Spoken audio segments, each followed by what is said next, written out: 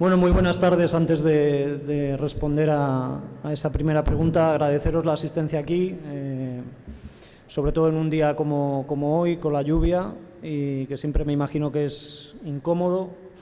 Hoy hemos bromeado desde mi llegada mucho con eso, porque afortunadamente con las aplicaciones de los teléfonos y todo esto uno ya puede anticipar el tiempo que va a hacer mucho más sencillo. Yo he podido venir con paraguas a Murcia, algo que no se me hubiera ocurrido en condiciones normales, ¿no? Y bueno, compartir también el agradecimiento a Fernando Zaplana Consulting, Vía Asesores, a Conesa Buen Día Abogados, por supuesto a la UCAM y a Triple Doble también. Y bueno, ya pasando al lockout, que es algo yo decía ya en agosto o septiembre que la prima de riesgo y el lockout era algo de lo que más se hablaba, sin que la gente supiera muy bien lo que era, ¿no? Es un cierre patronal que mucha gente ha identificado por ser un fenómeno algo extraño aquí con una huelga, pero bueno, poco tenía que ver. Es la NBA, la Liga, la que cerraba toda actividad de competición, bueno, porque hay un convenio colectivo que regula las relaciones entre jugadores y equipos, y bueno, pues a partir de que finaliza ese convenio no hay un acuerdo para continuar. La Liga quería mejorar a favor de sus intereses alguna de esas normativas, los jugadores no estaban de acuerdo, se cierra la competición y hasta que no han llegado a un acuerdo hace bien poquito, todavía ni siquiera lo han firmado, pues no se reanuda la competición. Yo creo que durante este tiempo bueno, se ha hablado mucho del lockout en España. Yo viví otro en la temporada 98-99. Recuerdo que en aquel momento pues se hablaba muy poco, ¿no? Se sabía que no había NBA, pero poco más. Los que teníamos que trabajar y dependíamos de eso directamente sí lo sufrimos un poco más, pero ahora se ha hablado mucho. Yo creo que primero porque hay una relación y una correspondencia con las competiciones de aquí, por los jugadores de la NBA que han tenido oportunidad de jugar temporalmente en el baloncesto español o europeo, y también porque yo creo que el fenómeno de la NBA es mucho mayor ahora que hace 12 años, la gente lo sigue más, de manera más masiva, y la gente ha tenido algo más de preocupación por ese cierre patronal.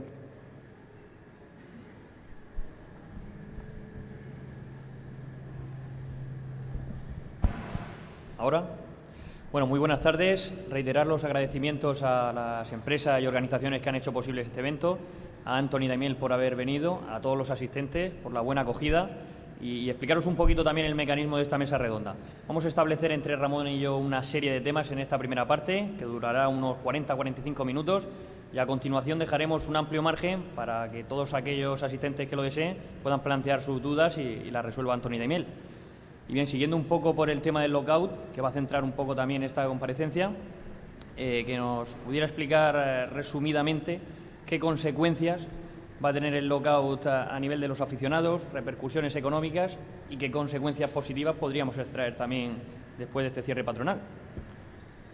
Bueno, yo creo que lo mejor es hablar en términos bastante generales porque son temas un poco espesos, ¿no? Farragosos a veces, cuando se entra mucho en cifras, en balances económicos de los equipos, pero en términos generales es un nuevo convenio el que se va a firmar, más favorable a los dueños de los equipos. Aproximadamente, bueno, pues la mitad de los equipos de la NBA estaban perdiendo dinero en los últimos años, pero había algunos de los equipos que ganaban dinero, ganaban mucho, ¿no? Casi siempre relacionado con ciudades grandes, con mercados grandes. Con este nuevo convenio va a ser mucho más difícil perder dinero porque se va a premiar el ahorro, se va a premiar bueno, pues el evitar el gasto excesivo y se va a castigar a los que hagan dispendios no justificados, ¿no?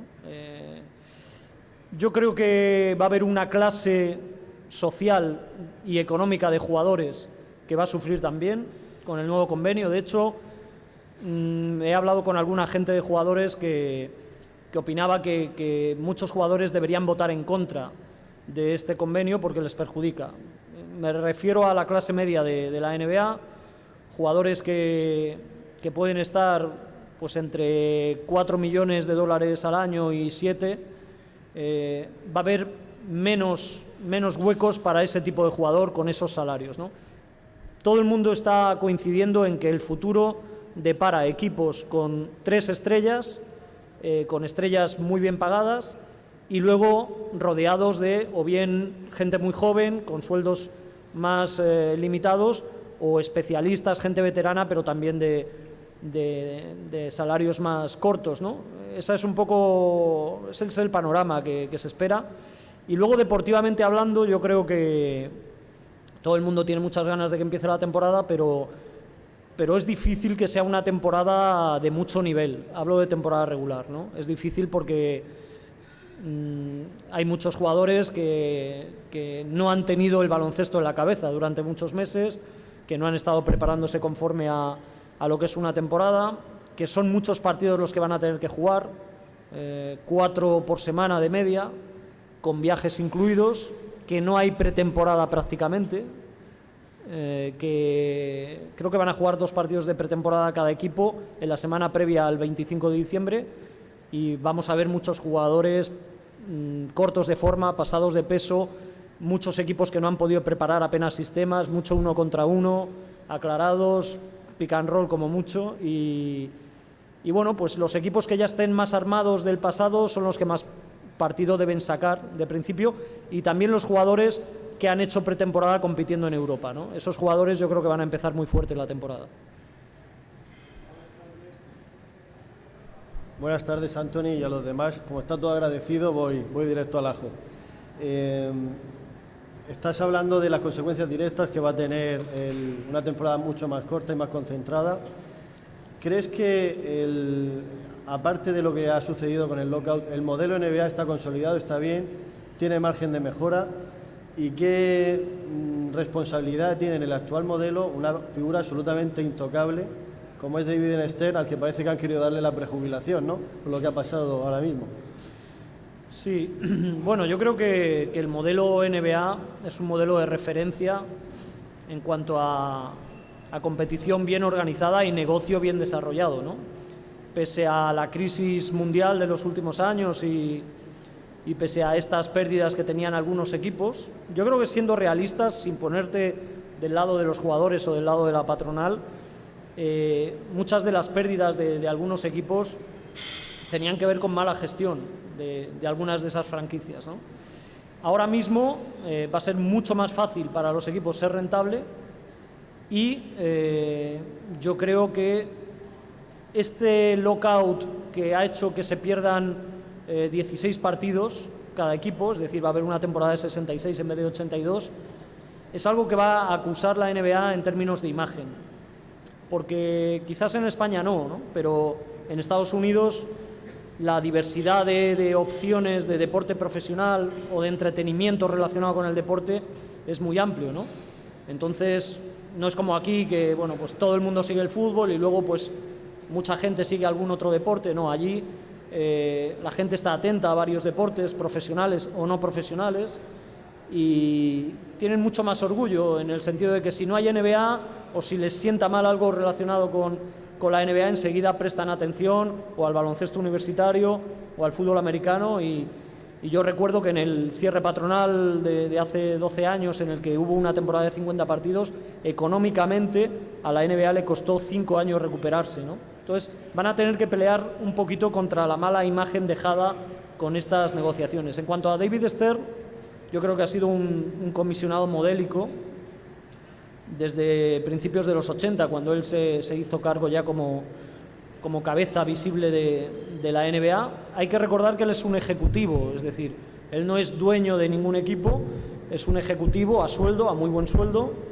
porque recuerdo ya que en el anterior lockout se hicieron públicas las cifras de su salario, y ya en aquella época, en el año 98, estaba en 1.000 millones de pesetas al año como ejecutivo, ¿no?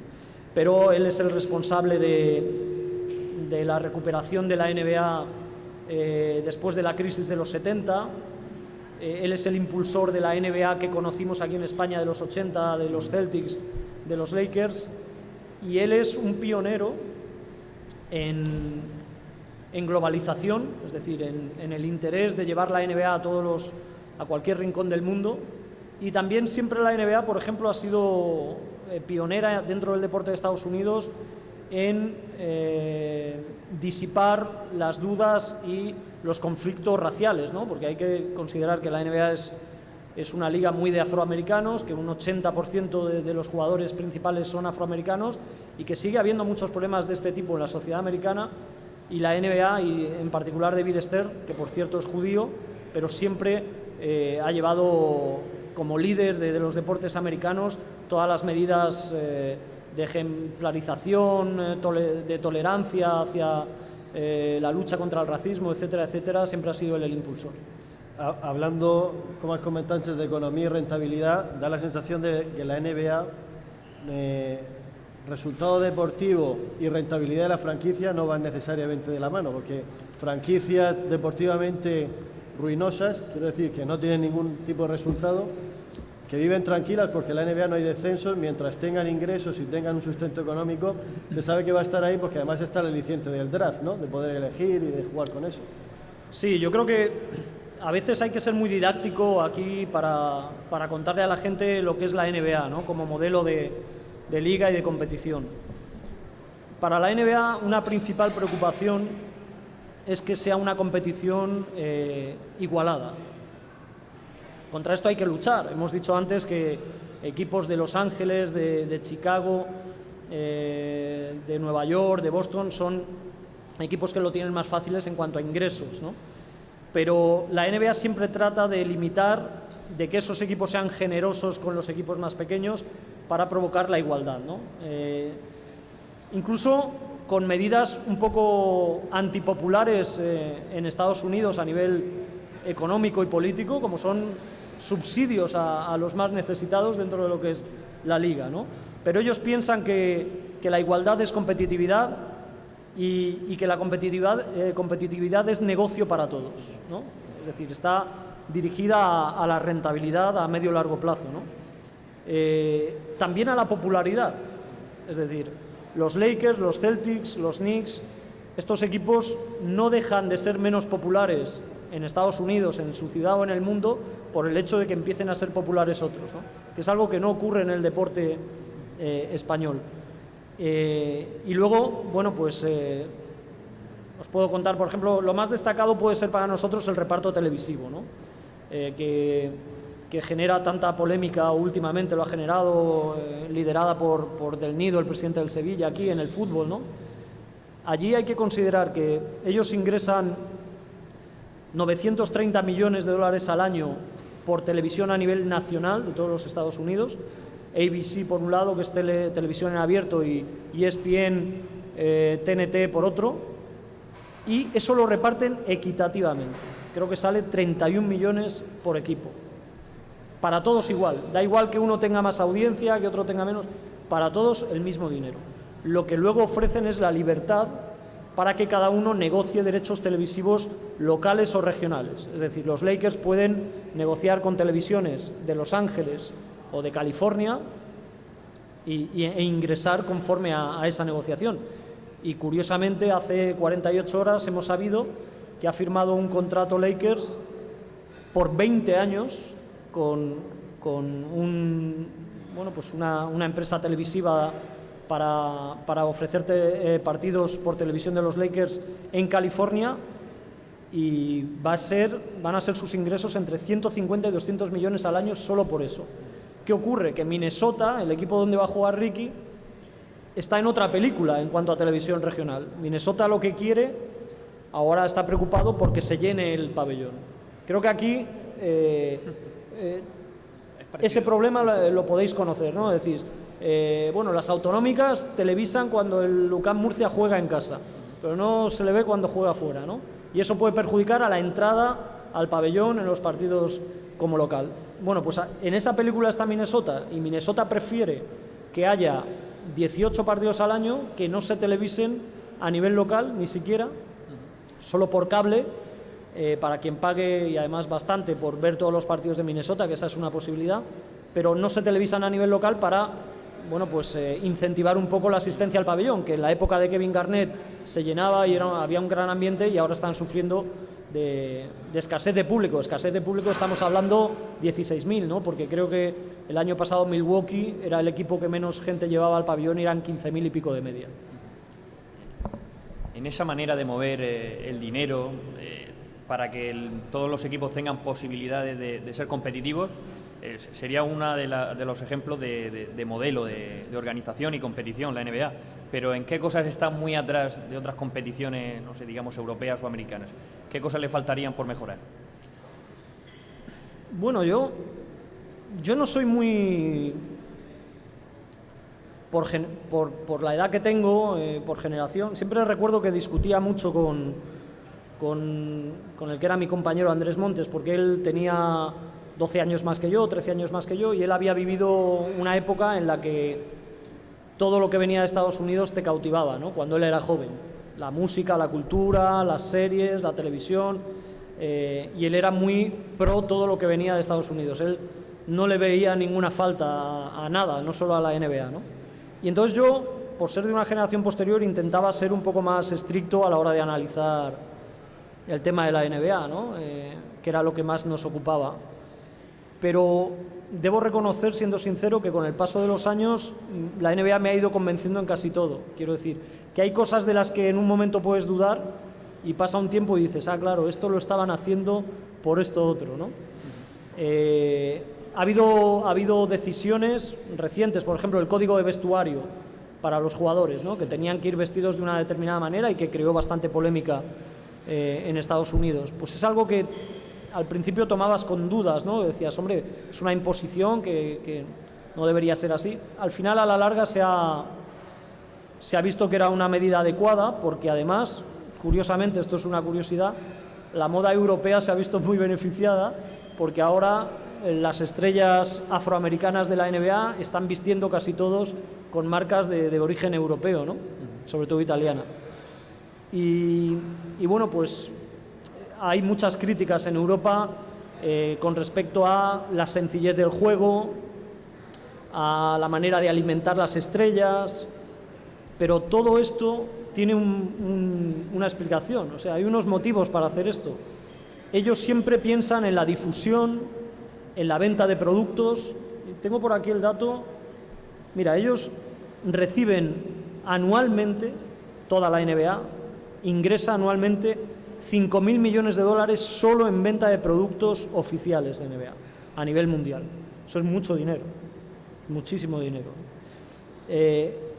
Los productos no se venden solos. Entonces, quizás hay que vender el baloncesto de una determinada manera para que se vea de una determinada manera en la televisión, que el baloncesto esté bien realizado en televisión, que haya jugadores espectaculares, que haya marcadores en los partidos generosos, que llaman más la atención del espectador, que a lo mejor no es un seguidor del baloncesto, pero que se puede ir apuntando poco a poco, ¿no?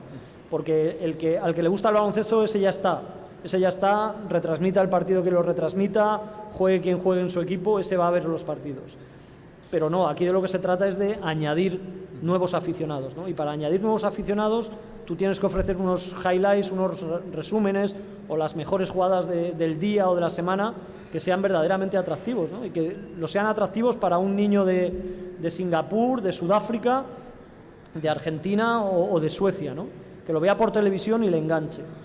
Y yo creo que muchas de las medidas que han tomado, que pueden parecer un poco simples o frívolas, han ido encaminadas a eso y han demostrado con el paso del tiempo que estaban acertados, ¿no? Porque el negocio a nivel mundial es indudable.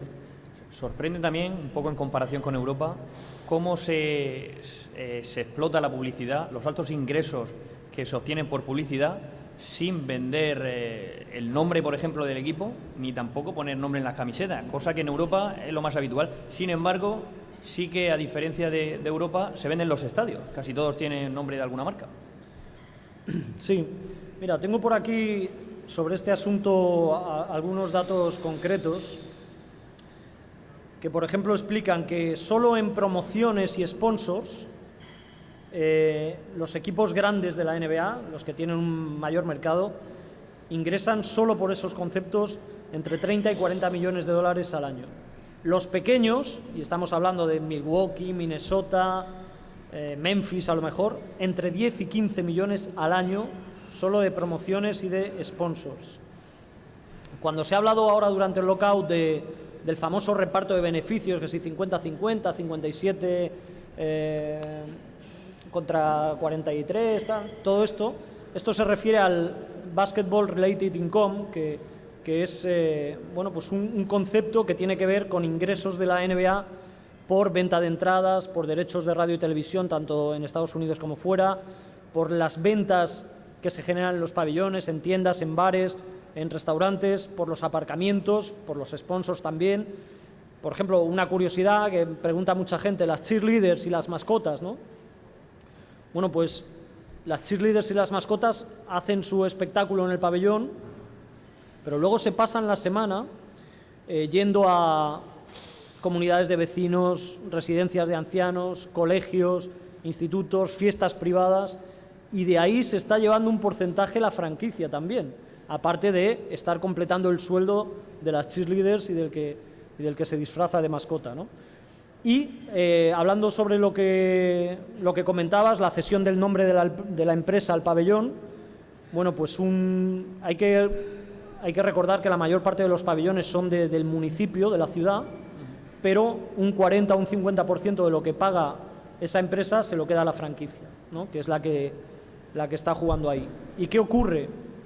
Que ahora durante el lockout había auténticos dramas en muchas ciudades, porque hay pabellones donde trabajan más de 1000 personas y son pabellones donde prácticamente toda la actividad son los partidos de la NBA, aunque de vez en cuando hay algún concierto, algún rodeo, en el caso de Texas, etcétera, etcétera, pero hay cantidad de gente trabajando ahí. Y esta gente estaba ahora con el cierre patronal sin trabajar. Es gente de salarios muy bajos, gente que gana $11 la hora trabajando. Pero es gente que según, bueno, pues, según la sanidad en Estados Unidos, necesita trabajar 1.300 horas al año para poder tener el beneficio mínimo del sistema de salud. Y si no alcanza esas horas, no tiene derecho ni al médico de familia, ¿no? Ni al pediatra. Entonces, ¿qué ocurre? Que les estaban haciendo una faena con el cierre patronal porque no había otros trabajos.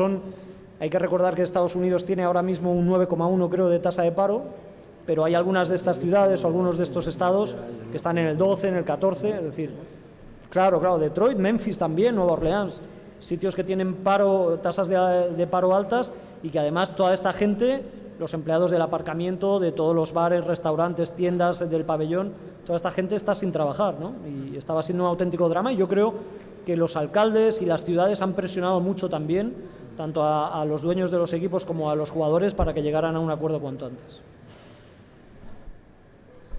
Estamos hablando de cómo la NBA, la Liga Profesional Americana, es en términos comerciales seguramente imbatible, ¿no? El referente, porque tienen concebido la propia liga y un partido como un espectáculo, ¿no? En el que no hay tregua, cualquier tiempo muerto es bueno, pues para que la gente se divierta y tal, teniendo en cuenta lo que se alarga, ¿no? Un partido en la NBA.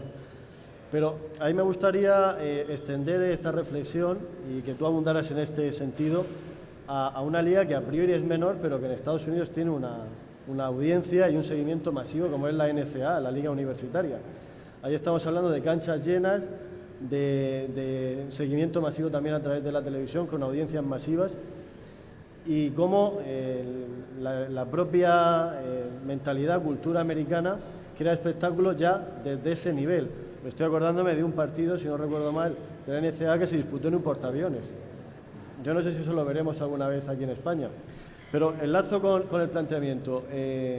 Precisamente la Universidad Católica ha presentado este año, en el primero de su patrocinio del Club Baloncesto Murcia, un modelo que pretende, creo yo, beber un poquito de esa esencia del deporte universitario. ¿Crees que ese puede ser el origen para que luego repercuta para bien en la Liga Endesa? Hombre, yo creo que el sistema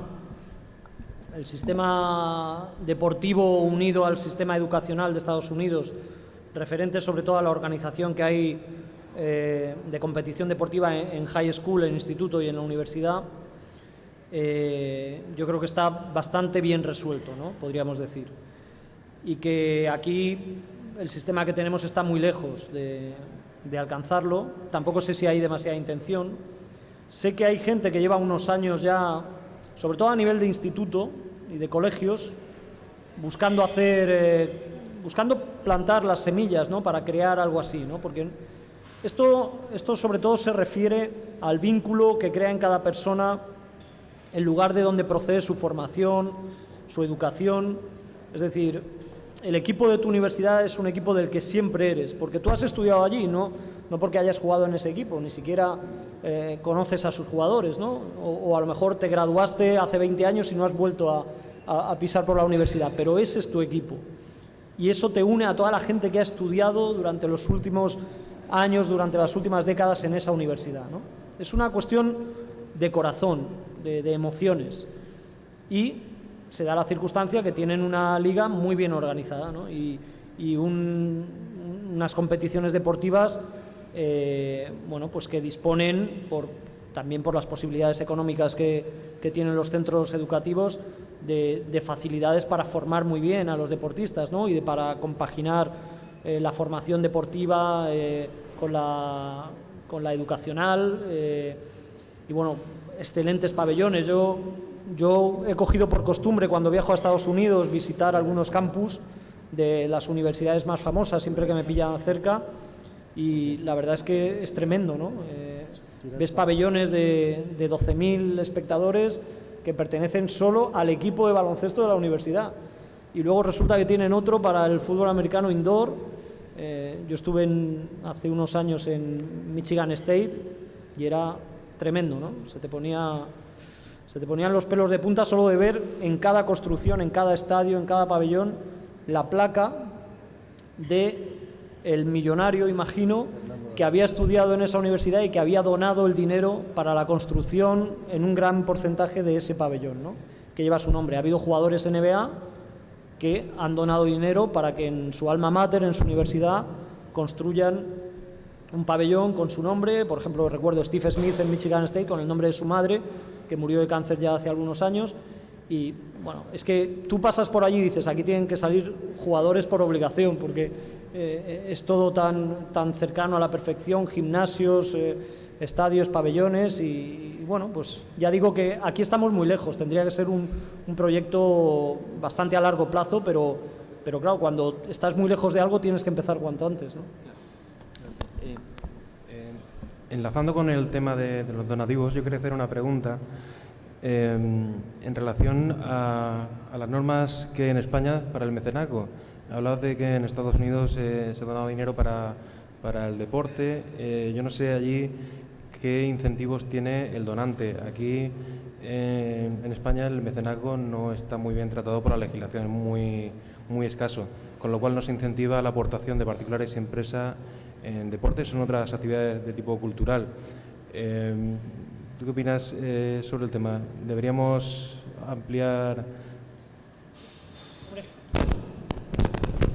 Yo, sin tener los datos concretos de aquí de España, sí he tenido esa sensación, ¿no? Que primero que hay poca donación y poco mecenazgo. Entonces, al haber pocas, supones que es porque no es tan beneficioso, financieramente hablando, para ese hipotético donante, ¿no? Y es verdad que en cuestiones deportivas es prácticamente nulo, ¿no?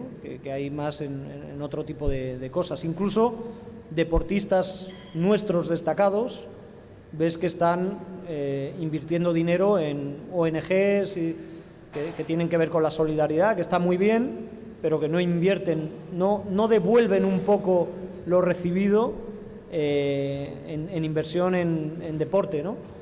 Entonces yo creo que desde las instituciones deberían revisar eso, ¿no? Y además tengo la sensación de que de momento no se va a hacer, porque todo el mundo aquí vive con la certeza de que somos muy buenos, de que llevamos unos años muy buenos, que lo ganamos todo, y entonces que eso, bueno, pues no va a ser necesario, ¿no? Pero independientemente de las causas que nos hayan llevado a ganar cosas, esto igual que viene se va. Es decir, si no hay una estructura, esto será flor de un día, ¿no? Si no se fomenta el deporte de base no podemos llegar a esos éxitos. Es mi opinión. Además, bueno, pues hemos ganado en fútbol, hemos ganado en baloncesto, en tenis estamos realmente bien, pero por ejemplo, en otros deportes, olímpicos, por ejemplo, estamos muy lejos del rendimiento y de los éxitos de hace 18 años, ¿no? En los Juegos Olímpicos de Barcelona, o hace 20 años ya. Sí, sí.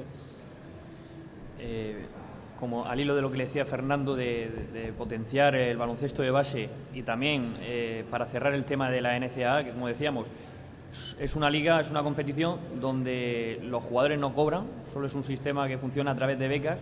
Es un poco también la intención que tiene la Universidad Católica San Antonio, la UCAM, con esa fusión con el UCAM Murcia, a través de becas, pues poder generar cantera, poder generar que vengan estudiantes y deportistas de otras universidades aquí a formarse. Es una buena manera también de introducir ese formato NCAA y de alguna manera puede generar más jugadores y más cantera aquí en la Liga Endesa. Bueno, podría ser un comienzo, ¿no? Sin duda, pero lo primero que habría que hacer es algo por lo que ahora se está luchando en la NBA, que es la edad mínima de ingreso, que bueno, que ahora mismo está en 19, pero estos días están hablando para ver si lo mantienen en 19 años o lo suben a 20, que es la intención de la NBA. Los jugadores no quieren, pero claro, aquí lo que hay que hacer es ponerse en el papel de los padres de un adolescente que es destacado en una modalidad deportiva, ¿no? Si es muy destacado, le puede llegar, en baloncesto en concreto, la oportunidad de entrar en un equipo profesional de Liga Endesa o de LEB con 15 años o con 16. Hemos visto casos, no solo el de Ricky, alguno más en los últimos años, ¿no? Eso es antinatural, y además hay que esperar a ver en qué acaban esos casos, ¿no? Pero para esos jugadores, para esos chicos es muy difícil llevar eso tan rápido y responder ante esas exigencias antinatura, ¿no? Yo creo que un chico que juega muy bien al fútbol, al baloncesto con 16 años, tiene que jugar con chicos de su edad o de 17, pero tiene que vivir con chicos de su edad, tiene que jugar con chicos de su edad y tiene que estudiar también. Y bueno, pues la posibilidad de hacerlo bajo una base de competición deportiva universitaria sería lo ideal, ¿no? Y hay que educar a los padres, que son los que enseguida se encandilan con una oferta de Madrid o de Barcelona allí para su cantera, para tal, y conocemos a los que han llegado, pero muchos más se han quedado en el camino y han quedado desplazados de su familia, de su entorno, solo por un sueño y una aventura que no se concretó. Ya por alusiones, supongo que aunque tus hábitos vampíricos, estos de estar toda la noche en vela, te permitirán ver también la Liga Endesa, ¿qué opinión te merece el equipo de UCAM Murcia? Que ahora mismo está todavía, yo diría que en proceso de acoplamiento, pero para bien. Sí, yo tengo esa sensación también, que es un equipo muy renovado, que da la impresión, bueno, yo tenía la impresión cuando iba recibiendo las noticias de las incorporaciones y los fichajes que estaban bien hechos.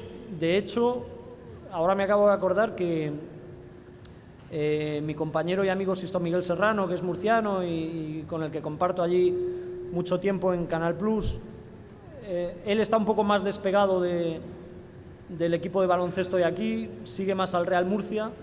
Y me preguntó, él no sigue tanto el baloncesto ahora mismo, y me preguntó, oye, ¿qué tal está fichando el UCAM Murcia eso? Y bueno, yo le dije que bien, que me parecía que bastante bien, la verdad. Y bueno, seguramente se ha demostrado en ese proceder, pues que económicamente, sin estar sobrado, pues no se estaba tan mal como otros equipos, ¿no? Pese a ser un recién ascendido. Entonces se tiene que juntar las posibilidades económicas con luego la orientación para acertar. Y yo creo que, salvo que ahora nos empiecen a demostrar lo contrario, que se ha acertado, ¿no? Que creo que es un buen equipo y que el récord ahora responde a un mal calendario y bueno, que si ahora estos problemas puntuales de lesiones que hay se solventan, no debiera pasar ningún problema para la permanencia. Incluso al final la Liga Endesa es cuestión de suerte, de cómo acabes determinados partidos y y si tienes un poco de suerte en 2 o 3 partidos te puedes ver arriba pues para jugar una fase final de Copa o para entrar en playoff, ¿no? Tengo que preguntarte una cosa que yo creo que al final el hecho de verte aquí nos recuerda inevitablemente a esa sociedad absolutamente inolvidable que formaste con Andrés Montes. A mí me gustaría que nos dijeras qué recuerdo tienes, con qué te quedas de un personaje tan absolutamente genuino que yo creo que es un modelo y rompió un molde.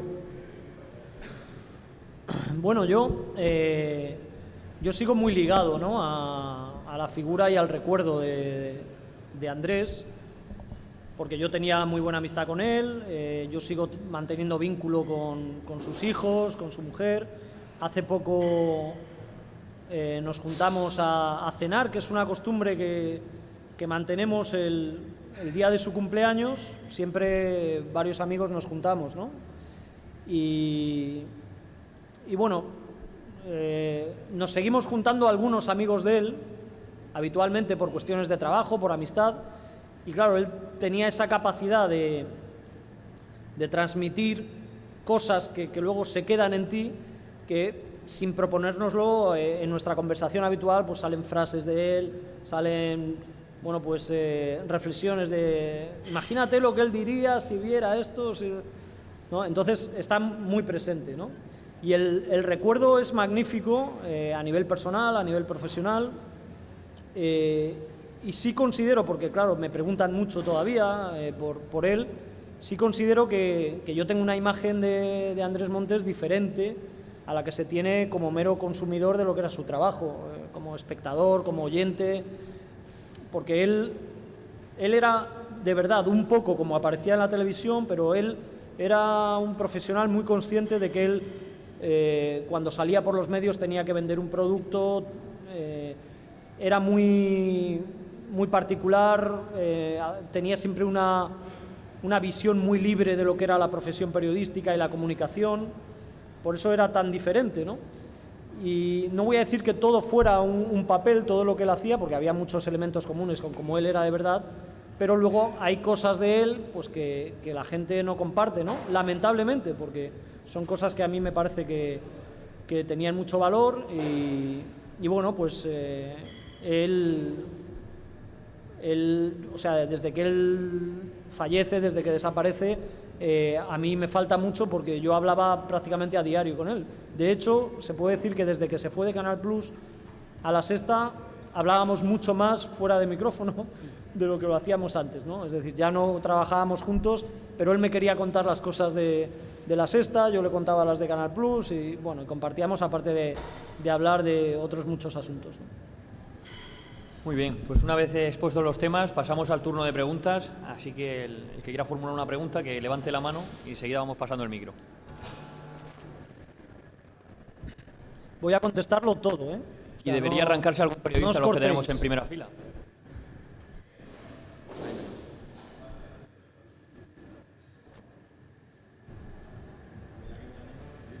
A ver.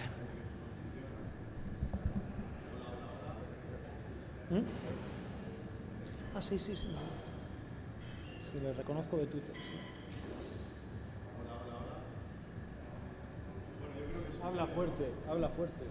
Sí, y si no, repito yo tu pregunta. Si mientras se soluciona, si quieres, formula la pregunta en voz alta, Antoni la repite. Vale, yo voy a hacer... Sí. 1, 2. Te voy a hacer 2 preguntas, una como compañero periodista y otra como consumidor del Plus, ¿vale? La primera como consumidor del Plus es que qué partido vais a dar el día 25, ya que estamos todos con mono de NBA, si lo sabes ya, qué partido vais a dar. Pues mira, he estado esta semana, creo que he ido 3 días por allí, martes, miércoles y jueves, por la televisión. Hay muy buenas intenciones en cuanto a... Yo creo que Canal Plus tiene intención de dar 3 partidos ese día. No sé en qué canales, no sé si Canal Plus dar 1 y Canal Plus Deportes 2, los otros 2, todavía eso no se sabe, pero hay intenciones de empezar esta temporada que se ha hecho tanto de esperar, ¿no? De empezarla bien y fuerte, ¿no? Y además son partidos muy atractivos. Y luego también dejo la posibilidad porque también me ha llegado un rumor de que 4 a lo mejor se lanzaría a dar un partido, que ya estaría bien, ese domingo día 25, ¿no? Que no sé tampoco cuál podría ser, dependiendo de los horarios, de la programación, pero yo tiendo a pensar que se van a ver 3 partidos y que los 3 que se van a ver son los 3 primeros y los 3 que se han anunciado primero, ¿no? Que es Nueva York-Boston, Dallas-Miami, con la ceremonia de la entrega del anillo, y luego Lakers-Chicago. Muy bien. Antes de hacerte la segunda pregunta ya como consumidor del Plus, primero una sugerencia, que ya que tenéis Canal Plus Fútbol, es verdad que tenéis Canal Plus Deporte, pero vendría bien un Canal Plus Baloncesto a lo mejor, por eso de ver también Liga Universitaria Americana y otras ligas europeas. Y ya la última pregunta es sobre los New York Knicks, que parece que se está hablando ahora de Chris Paul. ¿Sería posible ese Big Three con Chris Paul, Melo y también Amar Stoudemire? ¿Serían ya por fin los Knicks candidatos de verdad al anillo? Bueno, lo de Canal Plus Basket es algo de lo que se ha hablado desde hace muchos años, ¿no? Lo de la posibilidad de que hubiera un canal solo de baloncesto en Digital Plus. Yo creo que Digital Plus ha tenido la intención, ahora creo que no, pero la ha tenido durante algunos años, y también creo que quien le quitó la idea de la cabeza fue la NBA, porque bueno, al final se le plantea a la NBA, que es quien te cede los derechos suyos, la posibilidad de crear un canal donde haya pues baloncesto universitario, donde pudiera haber alguna liga europea. Ha habido años en los que nosotros teníamos derechos de Euroliga, de ACB también, de hacer un canal solo con eso. Y la NBA no era partidaria de mezclarse. Siempre fue bastante remisa a mezclarse con otras competiciones, ¿no? Habría otra posibilidad, que es directamente trasplantar NBA TV a Digital Plus y que NBA TV fuera solo un canal. Pero yo creo que aquí no ha habido convicción tampoco por parte de Canal Plus, porque hay algunos países europeos que lo hacen, creo que Turquía lo hace, no sé si Grecia, pero lo que hacen es poner el canal directamente en inglés, o sea, 24 horas ahí, sin ningún recurso humano puesto por la televisión, sino ahí. Y a Canal Plus no le gustaba mucho esa idea. Y claro, hacer NBA TV haciéndolo todo con presencia propia, es decir, con comentaristas propios, traduciendo todos los programas o cambiando algunos programas con plató y con estudio televisivo aquí en España y todo eso, es muy costoso. Entonces, por eso yo creo que no se ha llegado a ese punto. Y luego el tema del baloncesto universitario, ahora con la amenaza del lockout, ha habido un momento que allí se ha planteado, hombre, si esto sigue así, vamos a tener que ofrecer algo, y se estaba mirando, justo cuando ha llegado la solución y el arreglo, se estaba mirando la posibilidad de dar algo de baloncesto universitario, no solo el torneo final, sino de lo que es la temporada de alguna región en concreto, de la Atlantic Coast Conference sobre todo. Creo que se habló con algún poseedor de derechos de esa región, que es una región donde está Duke, Carolina del Norte, Wake Forest, bueno, haber podido dar algunos partidos de la temporada normal, pero bueno, al final cómo se ha arreglado, porque lo que tiene Canal Plus son los derechos solo del torneo final, que es de la locura esta de marzo que se juega allí. Y lo de los Knicks, de momento solo hay rumores, ¿no? Ayer hubo un rumor de que Chris Paul le ha pedido a su agente que fuerce el traspaso, que se quiere ir ya. El nuevo convenio colectivo mantiene la opción del sign and trade, es decir, de renovar e inmediatamente traspasar al jugador, que es lo que hizo Carmelo Anthony en Denver para irse a los Knicks. Entonces lo que va a hacer es un caso muy parecido.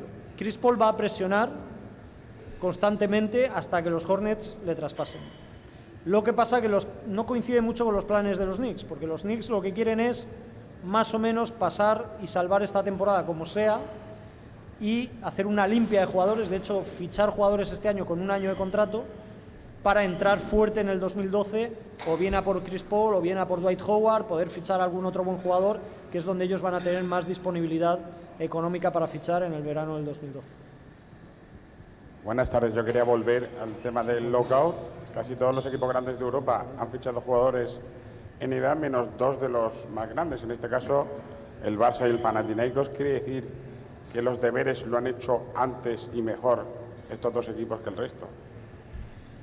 Bueno, yo creo que eran opciones, ¿no? En el caso del Barcelona, yo creo que ha predominado la opinión de, por lo que yo sé, de Chichi Creus. Chichi Creus es un ejecutivo bastante calmado, tranquilo, reflexivo, y él ha querido esperar a ver qué pasaba.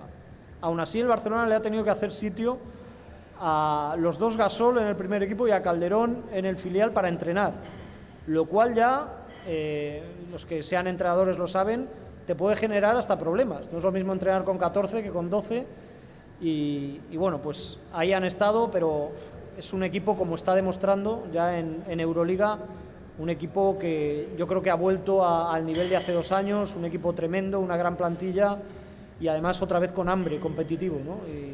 Y tocar eso era un riesgo y yo creo que han acertado no tocando nada. Panathinaikos simplemente era una decisión, opinión de Obradovic.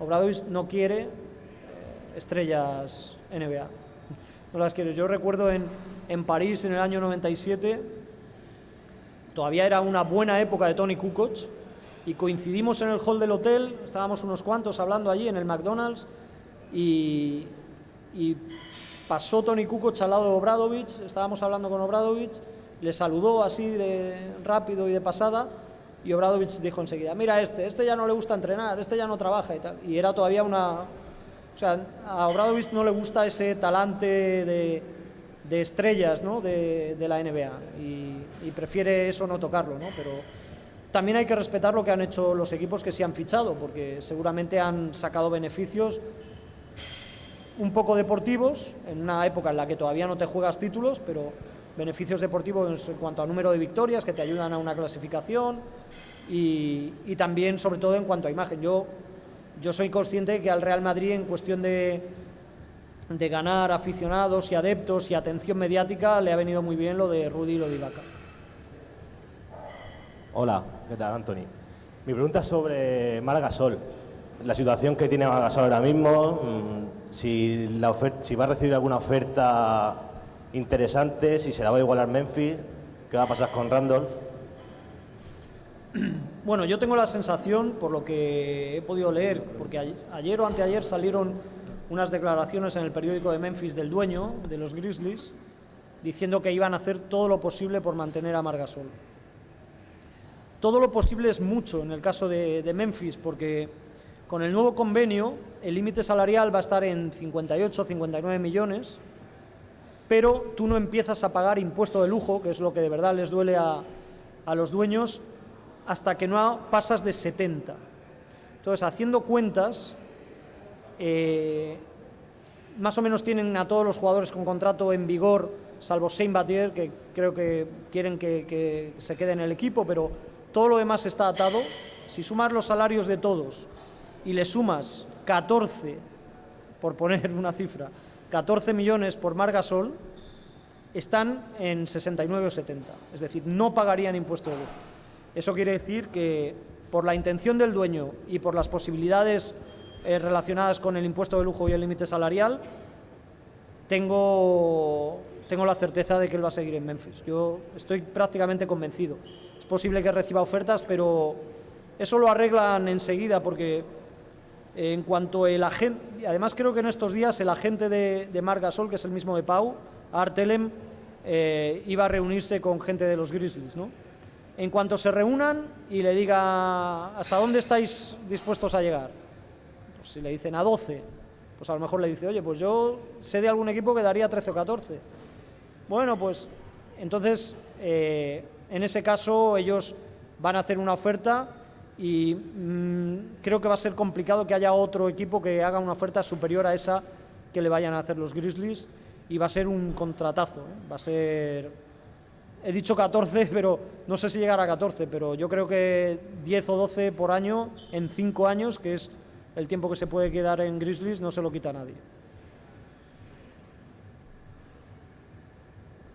Hola, Anthony. Hola, ¿qué tal? Un placer saludarte. Igual. Yo soy un poco de Toronto desde que Calderón llegó allí. También, bueno, la Mopera tuvo también que ver un poco. Y bueno, parecía que tenían un proyecto claro de hacer un equipo con un aporte europeo importante, de jugadores europeos, pero parece que ese proyecto no va a ninguna parte. ¿Es porque no tienen un líder sólido en el equipo o porque realmente no existe ningún proyecto y simplemente se dedicaron a traer jugadores europeos porque les interesó por alguna razón extraña? No, esto tiene su explicación y es una explicación muy vigente, es decir, van a encontrarse con el mismo tipo de problemas. El problema con el que se encuentra Toronto es primero un problema fiscal. El jugador de Toronto Raptors, por el hecho de jugar en Toronto y de vivir en Toronto, paga más impuestos que en la mayor parte de las ciudades con equipo NBA. Luego, segundo, hay otro caso. El jugador estadounidense, el ciudadano estadounidense, en términos generales es muy de su país, muy patriótico, muy del estilo de vida americano. Pese a que Toronto es una ciudad algo parecida a algunas ciudades americanas, no deja de ser Canadá y no deja de tener sus peculiaridades. Y muchos jugadores, solo por ese motivo, no quieren ir a Toronto Raptors. Hablo de estrellas, no quieren ir, como tampoco quieren ir a Salt Lake City y a Utah por el tema de que hay pocos afroamericanos viviendo allí, de los mormones, etc. Es otro problema añadido que se encuentra Toronto. Por eso Toronto Raptors buscó la salida del jugador europeo o el jugador FIBA, porque bueno, pues ellos no iban a tener ningún problema para ir allí y ellos pensaban que además con Brian Colangelo, que es un ejecutivo muy relacionado con el baloncesto global, con vínculos en Italia, en general en Europa, con gente de su confianza que han sido ojeadores en Europa, bueno, pues pensaban que por ahí podían tener una opción, ¿no? Lo que pasa que creo que se han equivocado en algunos fichajes y eso lo están pagando, ¿no? Luego han tenido mala suerte con lesiones también. Ahora hay que recordar que debido al traspaso de... Bueno, fue también un sign and trade de Chris Bosh del año pasado. Ellos tienen una excepción de 9 millones, es decir, ellos, aparte del dinero que se quieran gastar sin llegar a esos 70 millones que les obligan a pagar, que ellos no van a llegar hasta ahí, pero además tienen opción de gastarse 9 millones más en fichajes que les concede esa operación de Chris Bosh del año pasado. Y tienen intenciones de fichar, pero ya digo que a veces se encuentran con muchos problemas porque los jugadores, en cuanto tengan dos ofertas iguales, prefieren irse a Indianápolis o a Milwaukee antes que a Toronto. Muchas gracias.